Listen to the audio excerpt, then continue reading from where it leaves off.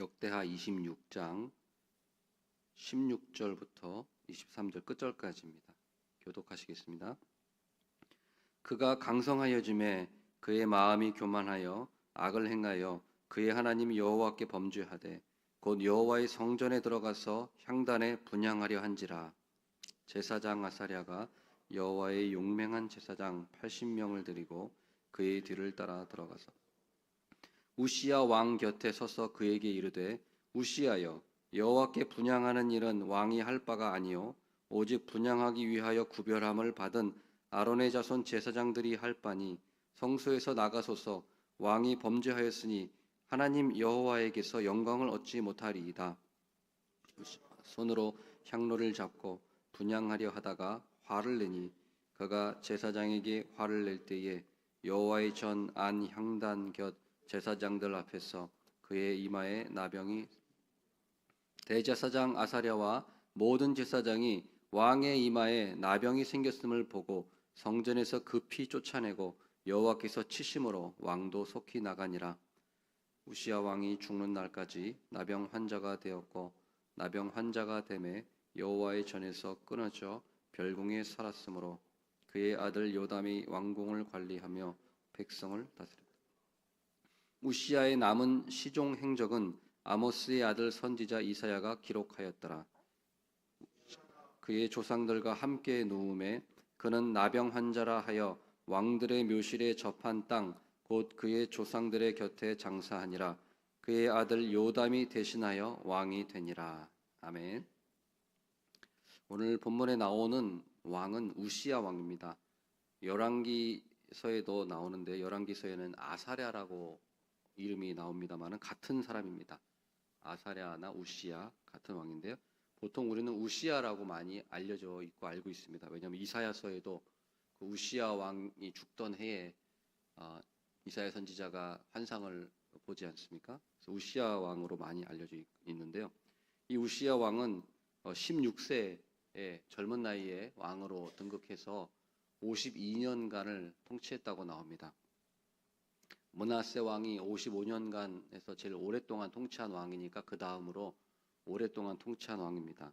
하지만 안타깝게도 이 우시야 왕은 나병에 걸렸습니다. 그래서 통치하다 중간에 쫓겨나서 이제 별궁에서 생활하면서 죽을 때까지 별궁에 있다가 이제 죽게 되죠. 이 우시야 왕이 그 나병에 든 이유에 대해서 역대하 오늘 본문 말씀 16절에 보면은 이렇게 말씀하고 있습니다. 그가 여호와의 성전에 들어가서 이제 마지막 부분인데요. 여호와의 성전에 들어가서 향단에 분향하려 했다. 그러니까 왕이 하지 말아야 할 일이죠.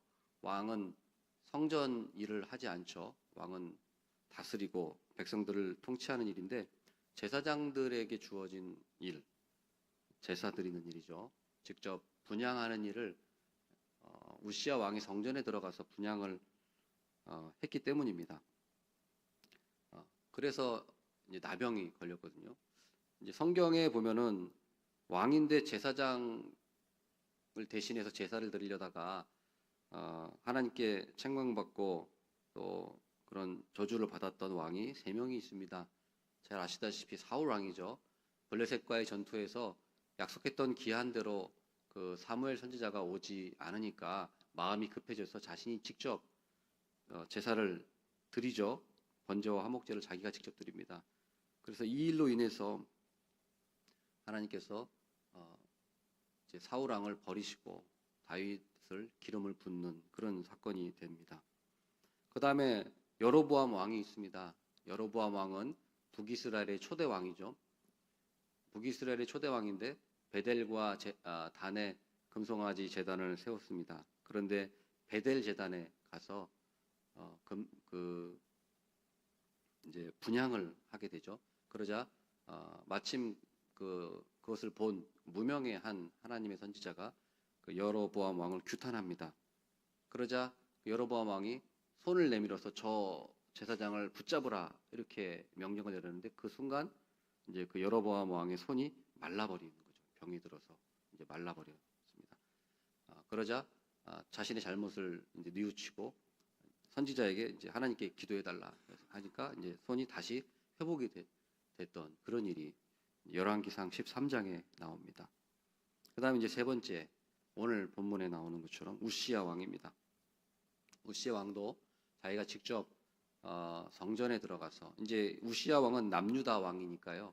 정말로 그 예루살렘 성전에 들어간 것이죠. 성전에 들어가서 분향을 자기가 직접 하는데 그 소식을 제사장이 듣죠.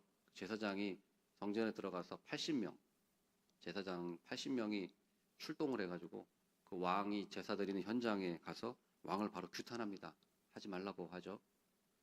하지만 그때 우시야 왕이 화를 냅니다. 화로를 붙잡고 화를 냈는데 그 순간 이마에 나병이 들어서 그 즉시 그 왕궁에서 쫓겨나죠. 그래서 별궁에서 죽을 때까지 이제 생활하고 대신 그 아들 요담이 이제 이어서 그 통치를 하게 됩니다. 사실 52년간 통치했다고 하지만 사실은 훨씬 적은 숫자죠. 이런 사건이 있고요. 이제 성경 외에 일반 역사를 본다면은 어떻게 보면 이거는 이제 왕과 제사장의 그 역할을 구분하지 못했기 때문에 생긴 일인데 역사적으로도 이런 일이 있습니다. 정치와 종교를 구분하지 않은 일이죠. 가장 대표적인 예로는 이제 로마 교황이 있겠죠. 로마 교황은 종교 지도자지만은 정치 권력에 항상 욕심이 있었죠. 그래서 항상 왕과 갈등을 일으키고 정치 권력을 이제 손아귀에 쥐려고 많이 했습니다. 역사적으로 중세 시대 때 보면은 가장 대표적으로 카노사의 굴욕이죠. 1077년에 신성 로마 제국 황제 하이니 4세가 그 당시에 교황 그레고리우스 7세가 있는 카노사의 성에 가서 무릎을 꿇고 3일 동안 빌었습니다. 그 이유는 교황이 신성 로마 제국 황제를 출교시켰기 때문에 자기 말 안 들으니까 출교시켰죠. 그래서 그것 때문에 무릎을 꿇고 이제 교황한테 빌었습니다. 근데 왜 무릎을 꿇고 빌었는가? 그 교황이 왕을 출교시켜 버리면 어떻게 됩니까? 왕도 왕직을 잃어버리게 됩니다. 그러면은 이제 다른 귀족들이 지금 호시탐탐 노리고 있거든요. 왕위를. 다른 귀족한테 왕위를 넘겨버리면은 그냥 그 사람은 그냥 쫓겨나야 돼요. 그러니까 어쩔 수 없이 그 교황 앞에 엎드릴 수밖에 없는 거예요. 그래서 3일 동안 그 추운 날 눈보라가 휘몰아치는 날에도 움직이지 않고 무릎 꿇고 그 고해 성사라고 하죠. 고해 성사를 했는데 그걸 받아주죠. 그런 일이 또 있었습니다. 반대로 이거는 이제 종교 지도자가 이제 권력을 탐했던 일이고 반대로 반대 역사도 있습니다. 일반 그 왕이 종교 권력까지 탐냈던 그런 왕이 있었습니다. 그 바로 이제 영국 왕의 헨리 8세죠. 1534년에 수장령을 발표하거든요. 수장령이라고 하는 거는 이제 로마 가톨릭을 끊고 영국 왕 헨리 8세가 왕이 이제 교회의 수장이 되겠다. 다시는 이제 로마 가톨릭과 완전히 끊어버리고 이제 로마 가톨릭 끊어버리고 우리 교회는 이제 왕이 이제 수장이 된다. 그래서 수장령을 1534년에 내렸습니다. 그래서 그 이유는 이제 아주 사적인 이유인데요. 헨리 8세가 자기가 이혼하고 싶으니까 이제 그것을 허락해달라고 교황한테 부탁했는데 교황이 거절하죠. 이혼 못한다.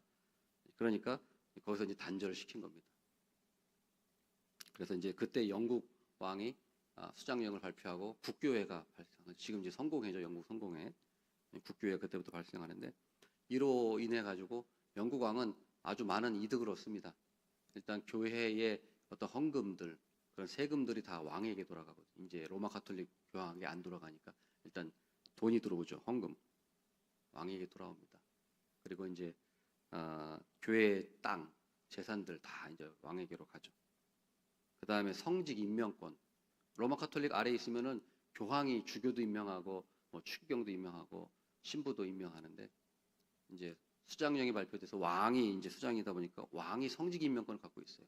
왕이 주교도 임명하고 하니까 엄청난 그 권한을 갖게 됐어. 아무튼 왕에게 이 종교 권력이 다 돌아갑니다.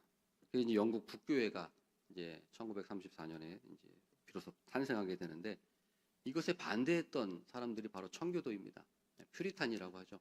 우리의 그 신앙의 뿌리라고도 할 수 있는 그 청교도들이 바로 이 영국 국교회에 반대해서 들고 일어난 사람들이 이제 청교도입니다. 퓨리탄입니다.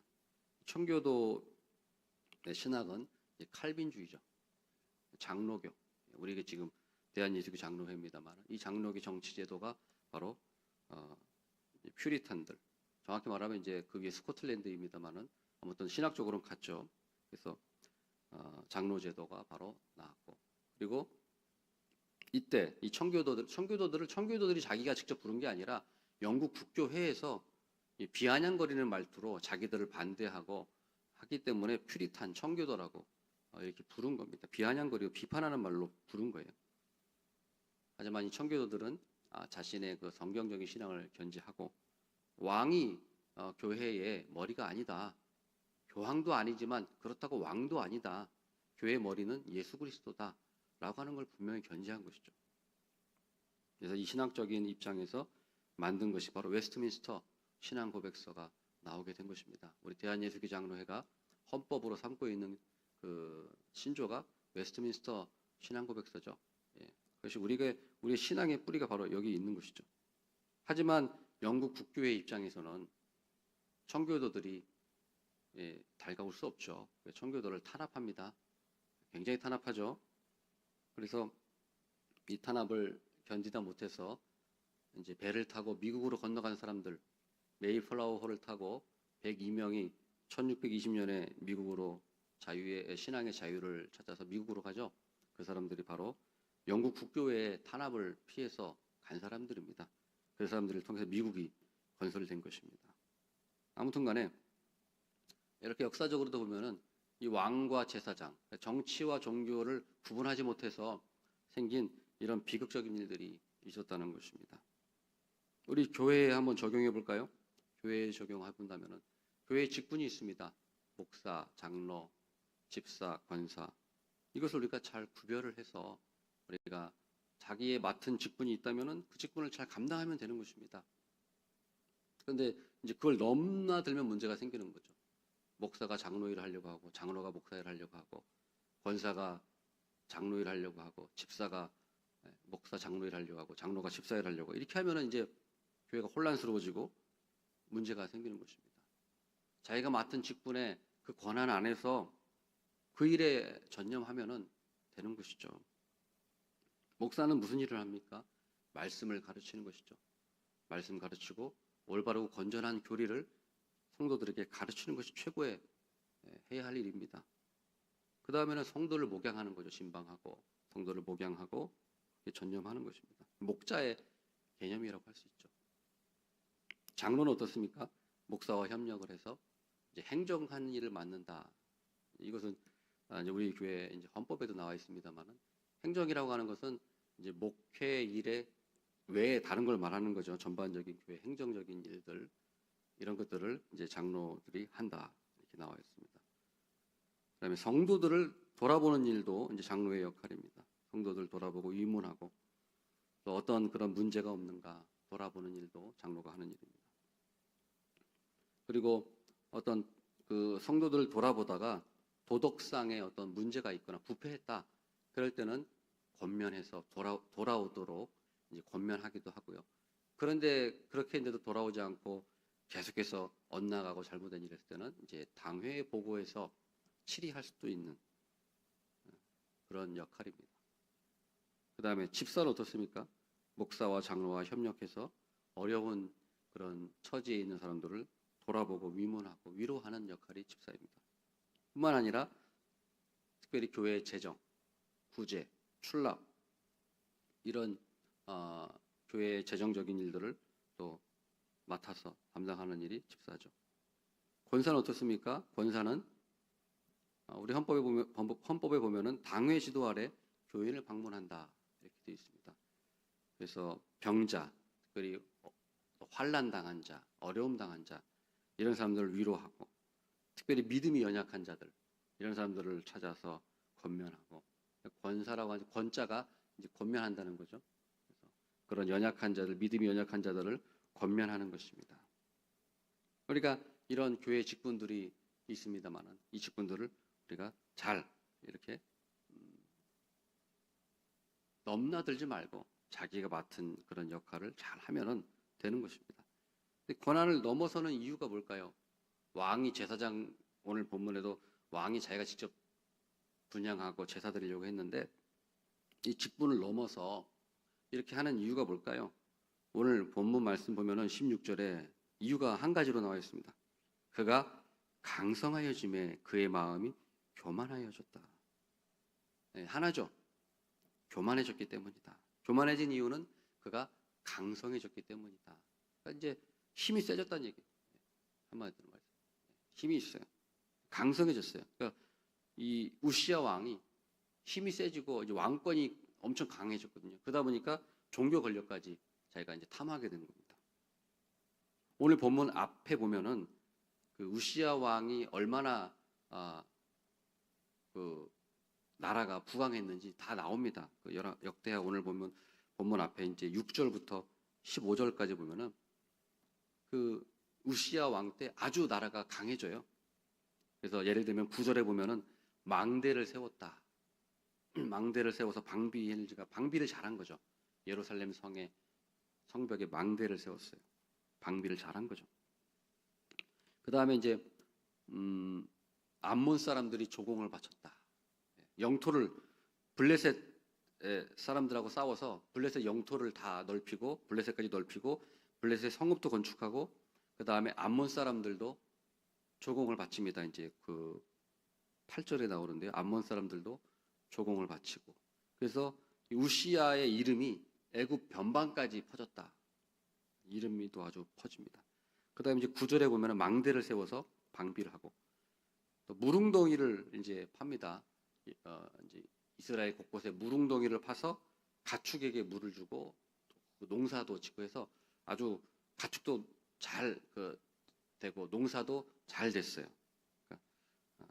그 다음에 군대도 정비를 잘합니다. 군대도 군인들을 많이 이렇게 뽑아가지고 30만 7,500명 건장하고 싸움에 능한 자, 왕을 도와 적을 치는 자 이렇게 해서 군대를 잘 정비시켰어요.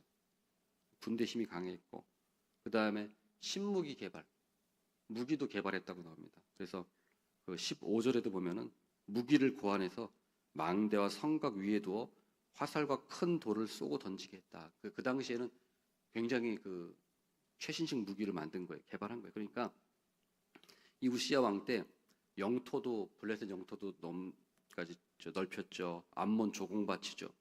그다음에 망대도 세웠죠. 무릉덩이 파가지고 경제도 아주 경제도 잘 됐죠. 그다음에 신무기를 만들었다는 것은 기술 과학이 발달했다는 거죠. 기술 과학도 앞서가고 발전하고 그래서 이 나라가 부국강성을 이룬 거예요. 이거 참 좋죠. 하나님의 은혜입니다. 그래서 오늘 말씀 아니지만은 이렇게 나라가 부국강병이 된 것을 그 원인 이유에 대해서 이제 하나님의 도우심 때문이다. 하나님의 은혜 때문이라고 7절 15절에 나와 있습니다. 특별히 15절에 보면은 기이한 도우심을 얻어. 그래서 이 우시야 왕 때 부국강병한 이유가 하나님의 기적적인 기이한 도우심을 얻었기 때문이다. 하나님의 은혜라는 거예요. 하나님의 은혜인데 우시야 왕이 어떻게 됐습니까? 나라가 잘 되고 나서는 내가 잘해서 된 거지. 내가 지혜로웠고 내가 잘해서 된 거 아니겠어. 이렇게 생각했기 때문에 교만해졌기 때문에 이제 이런 비극적인 일이 일어난 것입니다. 우리도 마찬가지입니다. 우리가 하나님의 은혜를 망각하고 내가 잘해서 직분 받은 거지. 내가 성도들한테 인정받아서 내가 투표해서 내가 된 거 아니겠어. 내가 잘해서 그런 거야. 내가 이렇게 나간다는 거죠. 목사 같은 경우 내가 설교를 잘해서 그런 거지. 내 카리스마가 남다르니까 따르는 거지. 장로는 내가 통솔력이 있으니까 그런 거지. 권사는 내가 봉사 많이 해서 그런 거지. 집사는 내가 헌금 많이 해서 우리 교회가 이렇게 부흥한 거지. 하면서 전부 다 내가 한단 말이야. 내가 기도 많이 해서 우리 교회가 잘 된 거예요. 내가 전도 많이 해서 우리 교회가 부흥한 거예요. 그걸 부정하는 것이 아니라 하나님은 그에 따라 다 상급을 주시죠. 하지만 공로는 없습니다. 공로는 하나님께 있는 거예요. 하나님께만 우리가 공로를 돌려야 합니다. 상급은 하나님이 주실 것입니다. 우리는 절대로 우리 공로를 우리가 하나님이건 사람 앞에 내세워서는 안 됩니다. 오직 하나님의 은혜입니다. 생각만 그렇게 한 것이 아니라 실제로 그렇습니다. 내가 지혜로워서 그런 것도 아니고 내가 잘해서 그런 것도 아닙니다. 하나님께서 우리를 불쌍히 여겨 주셔서 하나님께서 긍휼을 베푸시고 각 사람에게 직분을 주시고 일을 맡겨주신 겁니다. 우리는 그저 감사함으로 겸손하게 하나님 감사합니다. 제게 맡겨주신 직분 제가 잘 감당하지 못해서 죄송합니다. 하나님 힘을 주시고 능력을 주십시오. 하나님이 주시는 힘으로 능력으로 감당하겠습니다. 고백하는 것뿐입니다. 우리가 상급은 하늘나라에서 받고 우리 이곳에서는 하나님과 겸손하게 동행하면서 우리가 서로 협력하면서 살아가는 우리 모두가 되시기를 바라겠습니다. 기도하겠습니다.